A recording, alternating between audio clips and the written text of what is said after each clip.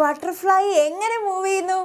കുറേ പേര് കഴിഞ്ഞ ദിവസം മിസ് ഇങ്ങനെ ഒരു എക്സ്പെരിമെൻറ്റ്, ഇങ്ങനെ ഒരു കുട്ടി ഷോർട്സ് ചെയ്തപ്പം എന്താണ് ഈ മാജിക്കിന് പിന്നിലെ രഹസ്യമെന്ന് ചോദിച്ചു. സിമ്പിളാണ്, നിങ്ങൾക്ക് അറിയാൻ ആഗ്രഹമുണ്ടെന്ന് പറഞ്ഞതുകൊണ്ടാണ് മിസ് ഒരു വീഡിയോ ആയിട്ട് വന്നിരിക്കുന്നത്. അതിനായിട്ട് നിങ്ങൾ എന്ത് ചെയ്യണം എന്നറിയോ? ആദ്യം ഒരു വൈറ്റ് പേപ്പർ എടുക്കാം, പിന്നെ ഒരു ബ്ലൂ കളറോ ഏതെങ്കിലും ഒരു കളർ പേപ്പറിൽ ഒരു ബട്ടർഫ്ലൈനെ വരയ്ക്കുക.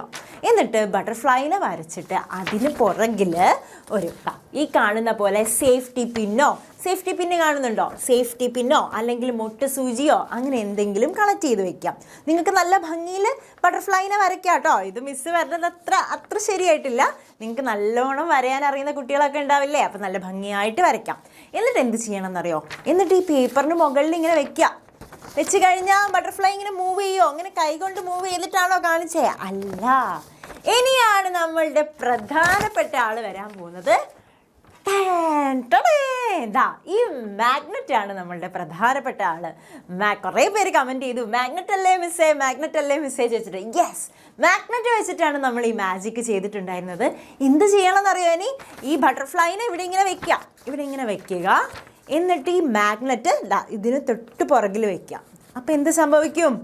യെസ്, എന്ത് സംഭവിച്ചു? ഈ ബട്ടർഫ്ലൈ ഇവിടെ നിൽക്കുന്നില്ലേ? എങ്ങനെ നിൽക്കുന്നു? യെസ്, മാഗ്നറ്റ് ഉണ്ട്, ഇപ്പുറത്തെ സൈഡിൽ സേഫ്റ്റി പിന്നുണ്ട്. നമുക്കറിയാം മാഗ്നറ്റ്സ്, കാന്തം എന്തിനെ അട്രാക്റ്റ് ചെയ്യും?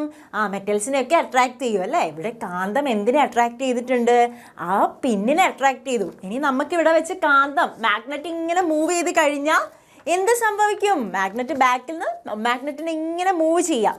അപ്പോൾ മൂവ് ചെയ്യുമ്പോൾ നമ്മളുടെ ബട്ടർഫ്ലൈയും മൂവ് ചെയ്യും. അപ്പം നമുക്ക് ഈ മാജിക്ക് കാണിച്ചിട്ട് ഇനി ഷൈൻ ചെയ്യാലോ. അപ്പോൾ ഈ സിമ്പിൾ ട്രിക്കിൽ നല്ല അടിപൊളി മാജിക്കായി അല്ലേ? അപ്പോൾ ഇഷ്ടമായോ? ഈ മാജിക്ക് ഇഷ്ടമായെങ്കിൽ എല്ലാ മക്കളും ഒരു ഹാർട്ട് കമൻറ്റ് ചെയ്യും.